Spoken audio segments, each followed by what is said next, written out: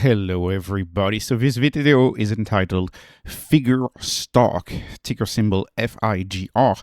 Is it a hidden gem? Because this stock appears to have it all. It's growing very fast, it has a very high margin, it is moving into crypto and operating into crypto, and it is a leader in the personal loan space. Now, the reason why I say that is because you may remember SoFi was a personal loan company and then it got diversified. FIGR kind of double down on the personal loans. And if you live in the USA, the odds are you have received FIGR mailers and ads in the mail, in the post-marital mail, to give you personal loans or HELOCs or whatever.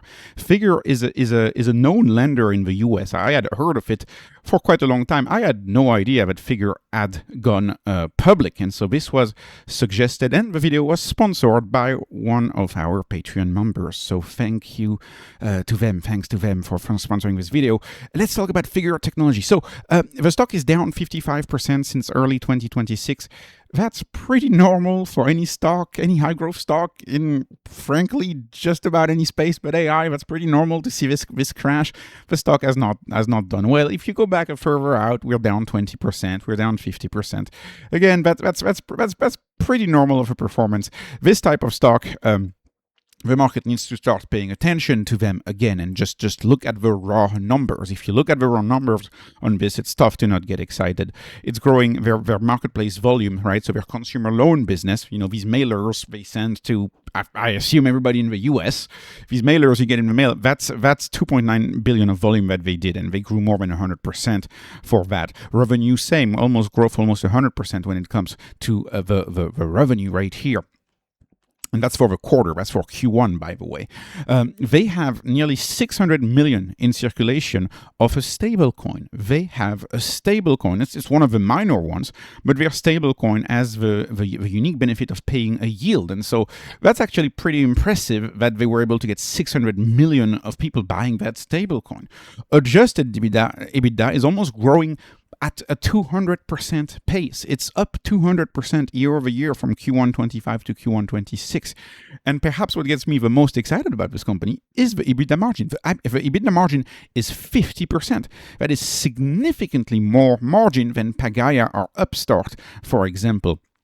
And of course, I want to talk about the valuation and compare it to the closest stocks I can think of. And I really don't want to use SoFi. If I use SoFi, by the way, SoFi would look way more expensive on this, but I really don't want to use SoFi because they're more diversified, they're more of a bank now.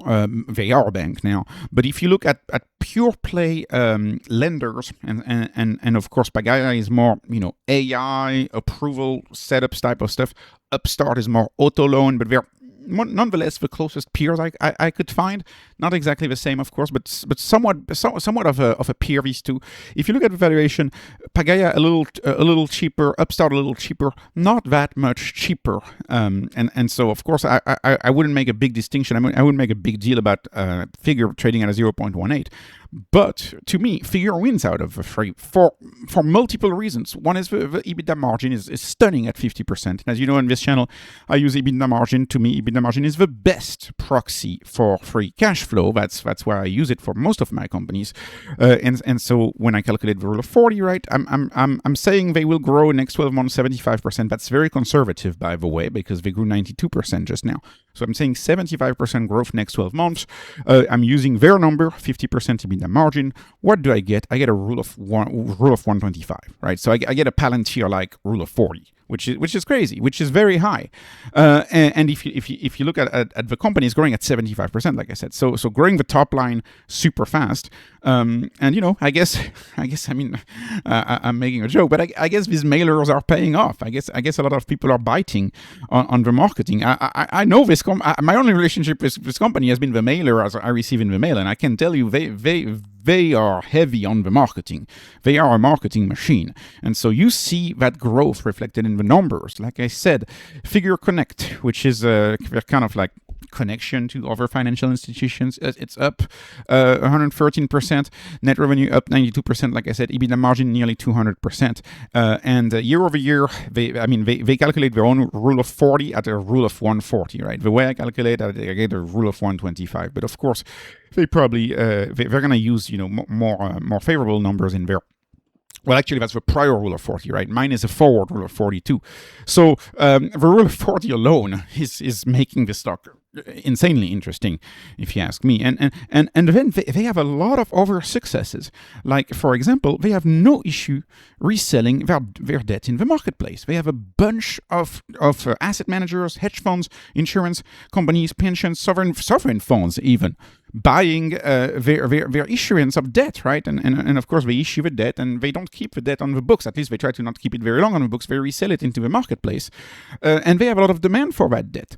And to top it all off, they are launching into crypto. So they are offering the debt on crypto rails, right? On crypto stablecoin. And so they built this thing on Ethereum where they actually just have debt trading on the blockchain, trading on I think it's an Ethereum layer 2 blockchain that they used for that.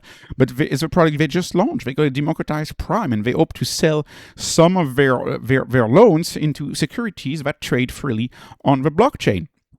And you can see they have a vision, and they have a lot of milestone for what they want, right? They want yields to be functionally equivalent to USDC and USDT, and yields is their stable coin, except it would pay a dividend, right? And they want to use all of these connections that they have to other financial institutions, including agency and HUD partnerships, to drive HELOC demand and sell more and more HELOCs. And if they can do that, because they are the fast-growing player in this space, you can see they have a lot of goals. Democratized Prime, that's their initiative on the Ethereum blockchain.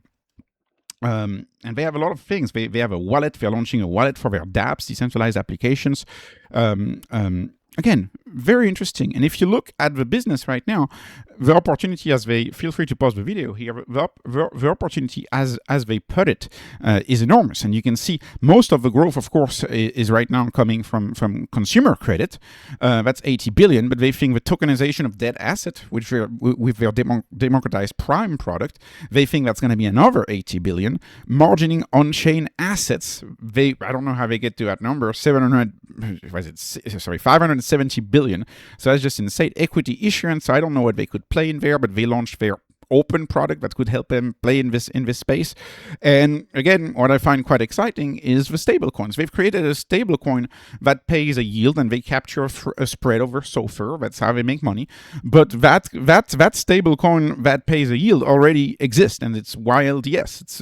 And again, of course, I follow strategy. I know there's other ways to get yields in stablecoins, but they are going full steam ahead with that project. So they have a lot of optionality in all these numbers with decentralized prime and with the stablecoin business. But that's just optionality. If you look at the core main business, just look at the number on the main business, that is all I need to be convinced that this stock is too cheap. That is just all I need.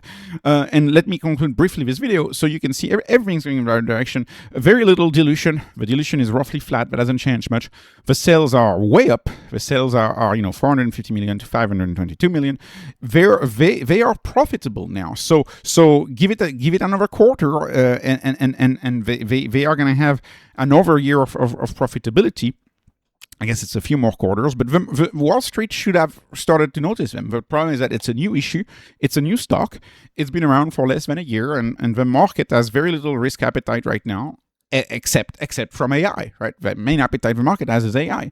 And I think one of the reasons why the stock has been a little bit down lately also is they did an acquisition, and they're announcing placement of private debt senior notes to finance that acquisition. Now, if you look at the business model, this is a really good acquisition. So they're doing a partnership to take over some of the debt that company has, Kiavi, but they're also taking over the business itself on their own, right? So if you look at that business, that should drive their HELOC business. The Kiavi business is construction loans, rental loans, bridge loans, fix and flip loans. They acquired that. They're growing the business. They're growing their platform of loans. And if FIGR, personal loans and HELOC, if the way they've been performing in that space, and again, the numbers speak for themselves. If the way they've been performing in that space continues, and if they extend their learnings to this Kiavi program, which is bridge loans, fix and flip, I find that quite interesting. New construction loans too. If they apply their own playbook, that should drive originations on the main business, and the main business remain making these high interest loans and selling them mostly to asset managers, mostly to hedge funds, but perhaps a greater proportion of those is going to be selling them on the blockchain, and that's going to be quite exciting. So I think this stock is way too cheap. It may require a more in-depth analysis, I suppose. But for now, I've seen enough. I've seen enough. What I've seen is that it's very inexpensive compared to the peers. I think the market might actually be sleeping on this one. The problem is that there's so many stocks that are cheap right now. So how do you choose, right? There's so many stocks that are dirt cheap right now that have not rebounded yet. So FIGR is competing against bigger businesses that are perhaps more holistic, right? If it's competing against a SoFi, it's a more holistic financial institution.